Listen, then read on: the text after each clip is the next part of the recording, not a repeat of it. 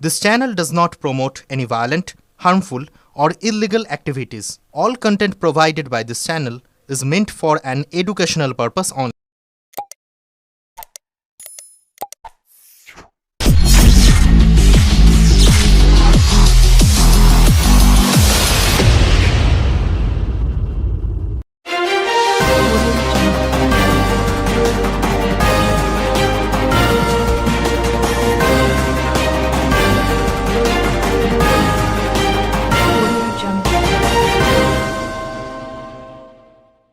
রচনা বন্দ্যোপাধ্যায় সাংসদ হওয়ার পর বলাগড়ের গঙ্গা ভাঙন পরিদর্শনে কেন্দ্রীয় প্রতিনিধি দল, রাজনৈতিক মহলে চর্চা তুঙ্গে।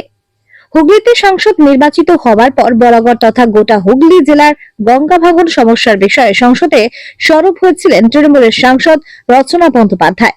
তার এই উদ্যোগের ফলস্বরূপ এবার গঙ্গা ভাঙনের পরিস্থিতি খতিয়ে দেখতে বলাগড়ে পৌঁছেছে কেন্দ্রীয় সরকারের বন্যা প্রতিরোধ কমিশনের প্রতিনিধি দল।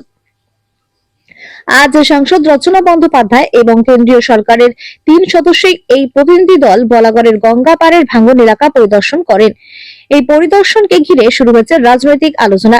রাজনৈতিক বিশেষজ্ঞদের দাবি, গত 5 বছর বলাগড়ে বিজেপির সাংসদ থাকাকালীন গঙ্গা ভাঙন রোধে কোনো পদক্ষেপ নেওয়া হয়নি, কিন্তু রচনা বন্দ্যোপাধ্যায় সাংসদ হওয়ার পর এই সমস্যা নিয়ে সংসদে সরব হওয়া এবং কেন্দ্রীয় প্রতিনিধি দল পাঠানোর বিষয়টি নতুন করে রাজনৈতিক তাৎপর্য অর্জন করেছে। এই ঘটনায় স্বভাবতই বিজেপি শিবির কিছুটা অস্বস্তিতে পড়েছে, যদিও দলের নেতৃত্ব তা প্রকাশ্যে স্বীকার করছে না। অন্যদিকে তৃণমূল এই ঘটনা হাতিয়ার করে বিজেপির ওপর চাপ বাড়াতে শুরু করেছে।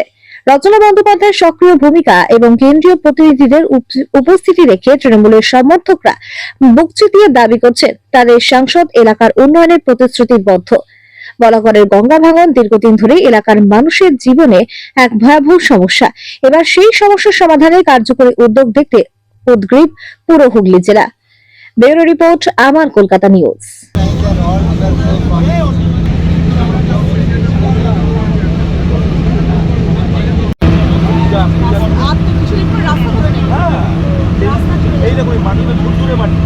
আস্তে আস্তে ভেঙে পড়ে যাচ্ছে, একটু জলের স্রোত জলের ভেঙে পড়ে যাচ্ছে।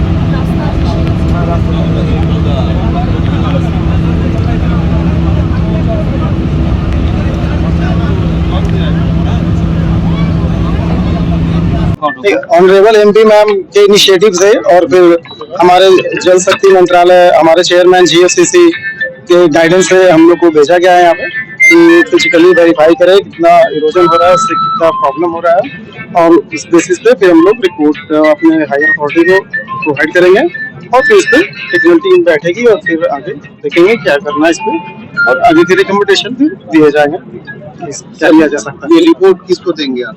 पहले हम तो अपने हायर अथॉरिटी को देंगे, अपने ऑफिस में जीएफसीसी में, वो देखेंगे, फिर वो आगे सजेशन देंगे।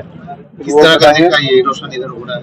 अभी तो हम लोग आए, अभी फिजिकल वेरीफाई करेंगे, अभी देखेंगे, अभी तो देखा नहीं, तो फर्स्ट टाइम आया है। एक बैठक हुई है पंचायत प्रधान के संग, तो बताया हमने कैसी कैसी इरोजन की समस्या है। उन्होंने तो बताया है इरोजन का, लेकिन हम वही तो देखने जा रहे हैं कि मतलब क्या है इसमें एक्चुअली, कहाँ पे कितना प्रॉब्लम है। इसमें कई तरह प्रॉब्लम बताया हमने कि बहुत ज्यादा सिल्टेशन है, तो कहीं पे आइलैंड जैसा बन गया है, उसकी वजह से कुछ इशू हो रहा है, फ्लो डाइवर्ट हो रहा है, उसकी वजह से ज्यादा इरोजन हो रहा है बैंक पे, राइट बैंक पे, तो वही देखना है। लेकिन डीवीसी जो अतिरिक्त पानी कभी कभी छोड़ती है, वो भी तो कारण बन सकता है, जो जब पानी रुक जाती है, वो भी तो नजदीकी ग्राम में प्रवेश कर जाती है, वो इसलिए तो कारण बन सकता है। कोई जानकारी नहीं है, तो उसके हमें कोई जानकारी नहीं है, लेकिन आप रिपोर्ट देंगे उसके ऊपर ही तो कार्रवाई होगी। बिल्कुल वही होगी, तो हम लोग तो देखेंगे वो क्या प्रॉब्लम देखें क्या प्राइमरी प्राइमरी रिपोर्ट बनाना हमें फिजिकली वेरीफाई करके। हमने तो रिपोर्ट तो आया है, मैम ने क्वेश्चन उठाया है, वो आए हैं, हम लोग पढ़े हैं, तो कोई फिजिकल देखना है, हमें फिजिकल वेरीफाई करना है सही होके जाके। आप ये हुगली में ही आए हैं, कोलाघाट में, या कोई नहीं, हुगली में ही आए। कितना जन आया है? अब तो कितने लोग? 3 लोग। 3 लोग। फिर नाम बोल दीजिए। तीनों का नाम बोलिए सर। मैं रंजीत कुमार हूँ, हमारे एडी हैं दीपक कुमार एंड रोशन कुमार। आपका डेजिग्नेशन? मैं डिप्टी डायरेक्टर। 3 लोग ही? तीनों जन? नहीं, असिस्टेंट डायरेक्टर है, दो असिस्टेंट डायरेक्टर। दिल्ली से आया आप? नहीं पटना से। पटना से आया? मंत्रालय दिल्ली मंत्रालय से है ना? नहीं हमारा ऑफिस पटना में, हेडक्वार्टर पटना में। हेडक्वार्टर पटना में। मंत्रालय दिल्ली में है, बट हमारा डिपार्टमेंट। Thank you. আমাদের মাননীয় সংসদ সব বলেই দিয়েছেন। অনেকটা জায়গা মাননীয় সংসদ যে উদ্যোগটা নিয়েছেন সেই উদ্যোগের ভিত্তিতে আমরা আমাদের কেন্দ্রীয় সরকার গঙ্গা ফ্লাড কন্ট্রোল কর্পোরেশনের টিম পাঠিয়েছেন এবং তারা আজকে ভিজিট করতে এসেছেন। আমরাও আমাদের রাজ্য সরকারের সেচ দপ্তর থেকে সর্বতভাবে চেষ্টা করবো যত তাড়াতাড়ি সম্ভব মানুষের দুঃখ দুর্দশা লাঘব করা যায়, সেই জন্য আজকে আমাদের ভিজিট। আমাদের দুজন ডাইরেক্টরও এসেছেন সেন্ট্রাল ডিজাইন অফিস এবং রিভার রিসার্চ ইনস্টিটিউটের, তারা নিয়ে আমাদের পুরো টিম নিয়ে আজকে আমরা ভিজিট করছি এবং আমরা আজকে সারাদিন দেখবো কি কি সমস্যা স্থানীয় জনপ্রতিনিধিদের কাছ থেকে আমরা শুনে নিয়েছি। দেখার পরে আজকে আমাদের সেন্ট্রাল টিম যারা এসেছেন জিএফসিসি থেকে তারা তাদের রেকমেন্ডেশন জানাবেন, তারপরে আমরা নিজেরা স্টাডি করে সেই জিনিসটা দেখে যৌথভাবে তারপরে আমরা স্কিম তৈরি করব এবং যত তাড়াতাড়ি সম্ভব এই সমস্যা সমাধানের চেষ্টা করবো। ভাঙন অনেকটাই রয়েছে, দীর্ঘদিন ধরে এই ভাঙনটা চলছে, তার বিভিন্ন টেকনিক্যাল কারণ রয়েছে, সেগুলো নিয়ে আমরা আরো চিন্তা ভাবনা আজকে করছি। ভালো করে আজকে আমরা সরজমিনে দেখছি, দেখার পরে চিন্তা ভাবনা করে এবং টেকনিক্যাল রিপোর্ট পেয়ে তারপরে আমরা রেকমেন্ডেশনটা পেলে আমরা আরো ভালো করে ব্যাপারে বলতে পারবো। মাইলিং করা হয়েছিল এর আগে, বিভিন্নভাবে বাধা চেষ্টা হয়েছিল, সেটা তো থাকে এবং কিভাবে এবারে এটা মালদা থেকে হুগলি পর্যন্ত একদম এই ব্যাপারে আগে কি হয়েছিল সে ব্যাপারে আমি কিছু বলতে পারবো না। আমরা আজকের ব্যাপারেই আমি যেটা বললাম এখনো পর্যন্ত যেভাবে ভাঙন চলছে হুগলি পর্যন্ত, মানে কি ব্যবস্থা নেওয়া হচ্ছে বা কি কি সেটা ব্যাপারে আপনাদের বললাম যে কি আজকে আমরা করবো সেটা বললাম। মালদার ব্যাপারটা আমার জুরিসডিকশনের বাইরে, সেটা আমি বলতে পারবো না। কিরকম সময়সীমা লাগতে পারে এটা আশা করি যত তাড়াতাড়ি সম্ভব আমরা করবো। ওরা ওদের রেকমেন্ডেশনটা দিলেই তারপরে আমরা আমাদের পরবর্তী কার্যক্রম শুরু করবো। অনেক টাকার তো ব্যাপার, টাকা তো বরাদ্দ করতে হবে নাকি? হ্যাঁ নিশ্চয়ই, টাকার বরাদ্দ ছাড়া তো কোনো কিছু সম্ভব না। আশা করি সেই বরাদ্দটুকু আমরা পাবো। আপনার নাম আর কত কিলোমিটার আমি আজকে সেটা আমরা দেখবো।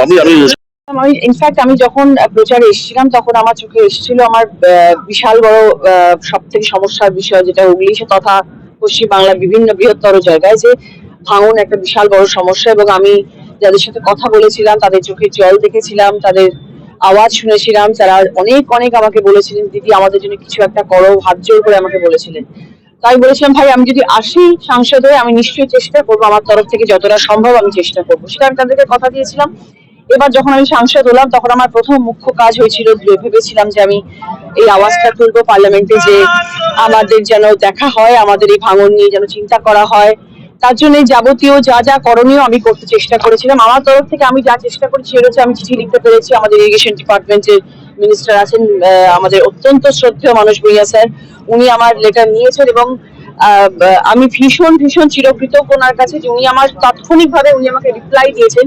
শুধু মানুষদা নন, আমাদের সেন্ট্রাল টিম থেকেও আমি যখন তাদেরকে লেটার পাঠিয়েছিলাম যে আমাদের বলাগড় নিয়ে, যেহেতু আমার কনস্টিটুয়েন্সির মধ্যে বলাগড় পড়ে, গুপ্তিপাড়া সবকিছু পড়ে, তো সেই জন্য আমি আমার জায়গা নিয়ে বলেছিলাম এবং আমি বলেছিলাম যে প্লিজ আপনারা একটু দেখুন যদি একটুখানি কাউকে পাঠানো যায়, যে আমাদের এখানে এইরকম ভাবে মানুষ ঘর ছাড়া হয়ে যাচ্ছেন, তারা আজকে বাড়ি আছে পরশু দিনকে দেখছি সে বাড়িটা নেই, তো যদি আপনারা একটুখানি দেখেন। তো I am very much grateful to all of them যে আমার সেখান থেকেও আমি সেন্ট্রাল থেকেও প্রচন্ড রকম ভাবে খুব তাড়াতাড়ি চিঠির লেটারে রিপ্লাই পেয়েছি এবং তারা বলেছেন ম্যাডাম আমরা ডেফিনেটলি ব্যাপারটা নিয়ে চিন্তা করবো, ভাববো।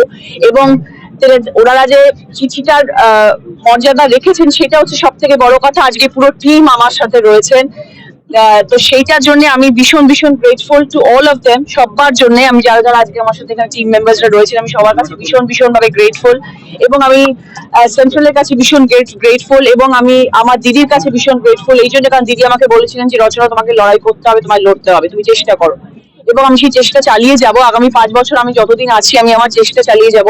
তারপরে ওনারা আজকে এসছেন, দেখা যাক ওনারা কি আমাদেরকে ভালো খবর দিতে পারেন। আগামী দিনে আমরা অপেক্ষা থাকবো সেই ভালো খবরের, এবং মানুষ যাতে ভালো থাকেন সেই চেষ্টা আমি ডেফিনেটলি করবো আমার তরফ থেকে। মোটামুটি এখানে ভাঙনের পুরোটাই তো মালদাতেও তো অনেক শুনলাম যে প্রসেশন বেরিয়েছে অনেক জায়গা, মানে পুরো স্ট্রেচটা, মানে যেখান দিয়ে আমাদের গঙ্গা স্রোত যাচ্ছে মালদা থেকে শুরু হয়েছে। আমি আমার জায়গা নিয়ে বলছি কারণ আমি এই জায়গাগুলো ভিজিট করেছি, বাট এই জায়গাটা তো পুরোটাই পুরো লম্বা ভাবে Chandannagar affected, Malda affected, Bhadreswar affected, সর্ব জায়গা এফেক্টেড হচ্ছে ধীরে ধীরে। এবং আপনারা দেখতে পেলেন আমাদের যে লঞ্চটা এখানে আসলো, বোধহয় 1/2 কিলোমিটার জায়গা রয়েছে, তারপরেই রাস্তা, মানে যেখান থেকে গাড়ি চলছে সেই রাস্তাটা, মানে রাস্তা আর ভাঙনের মধ্যখানে জলের মধ্যখানে 1 কিলোমিটারের ডিস্টেন্স। তো সেটার জন্য আমরা ভীষণভাবে ভীত হয়ে আছি আর কি। এই এলাকাটা তো দীর্ঘদিন ধরে সমস্যা হয়ে আছে, মানে আপনি এসছেন, এর আগেও যিনি এখানকার সাংসদ ছিলেন তিনি তো বিজেপির সাংসদ ছিলেন এবং তার দল দিল্লির ক্ষমতায় আছেন। অনেকের ক্ষেত্রে দেখা যায় যে সেইভাবে কোনো সদর দপ্তর চেষ্টা করছি, আমি বলতে পারবো না কে কি করেছে, বাট আমি আমার তরফ থেকে আমি আমার চেষ্টা করছি, যাকে যাকে চিঠি পাঠানোর আমি পাঠাচ্ছি, যেটুকু করার আমার তরফ থেকে আমি আমার চেষ্টা চালিয়েছি। আমি বলেছিলাম আমি চেষ্টা করবো এবং আগামী 4 বছর 5 বছর যতটুকু সময় আমার কাছে আছে আমি আমার চেষ্টা চালিয়ে যাবো। মানে একটা বহু দিনের সমস্যা, কিন্তু আপনি সাংসদ হওয়ার পর খুব অল্প সময়ের মধ্যে দেখা গেল দিল্লির থেকে একটা টিম এসে গেল, মানে এটা তো আগে হয়নি। এইটাকে কি প্রাথমিকভাবে ঠাকুরের আশীর্বাদ আমার কাছে যে হয়তো জানি না, আমি চেষ্টা করছি, হয়তো আওয়াজ গেছে দিল্লি অব্দি, সেই জন্য আওয়াজটা পৌঁছাতে পেরেছি আমি। কাজ মানে করতে চাইছেন আপনারা, মানে বলাগড়ে যে ভাঙন এটাকে রুখতে গেলে কি করণীয়? সেটা তো আমার টিম ডিপার্টমেন্ট সবাই এসছেন, তারা যদি কিছু কিছু বলেন তাহলে খুব ভালো হয়। আপনাদের কি মানে আগামী দিনে আমরা কিভাবে ভাবতে পারি, চিন্তা ভাবনা কিভাবে করতে পারি?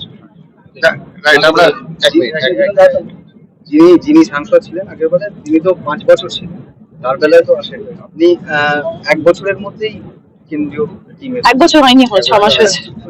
এবং তিনি একাধিকবার আশ্বাসও দিয়েছিলেন, বলেছিলেন চেষ্টা করা হবে, এই করা হবে। ঠিক আছে, হচ্ছে তো, কাজটা হওয়া নিয়ে কথা, যে এই করুক না কেন আমি করছি, চেষ্টা করছি।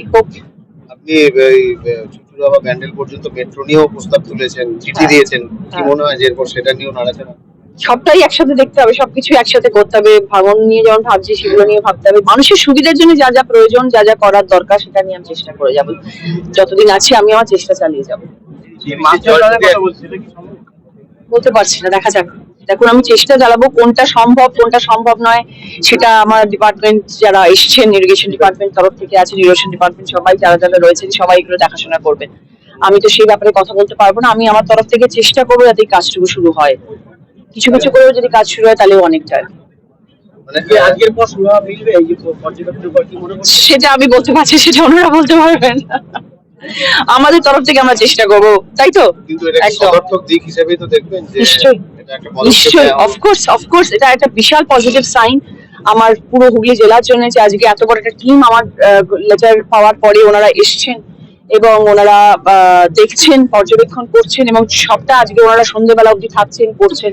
এটাই সব থেকে বড় পাওয়া আমাদের জন্য, যে অ্যাটলিস্ট ওনারা এসে দেখছেন, তাদের মূল্যবান সময় দিয়ে তারা এসেছেন। কিন্তু এখানকার মানুষজন, বলাগড়ের মানুষ যেটা বলছে যে লকেট চ্যাটার্জি করতে পারলো না, রচনা ব্যানার্জি করে দেখালো। ঠিক আছে, করলো তো, ওরা ওদের খুশি থাকা উচিত যে অ্যাটলিস্ট হচ্ছে কাজটা, কিছু তো ওই হোক, কাজটা তো হোক। লকেট চট্টোপাধ্যায় বারবার দরমা করে গেছে, সুবল এখন তৃণমূল ভোগ করছে, এটা কি বলবো? ওরা অনেক কিছু বলবে, তাই সেই নিয়ে আমার কোনো মন্তব্য করার নেই এখন, আর আমি ওই ব্যাপারে কোনো মন্তব্য করতে চাই না। Thank you.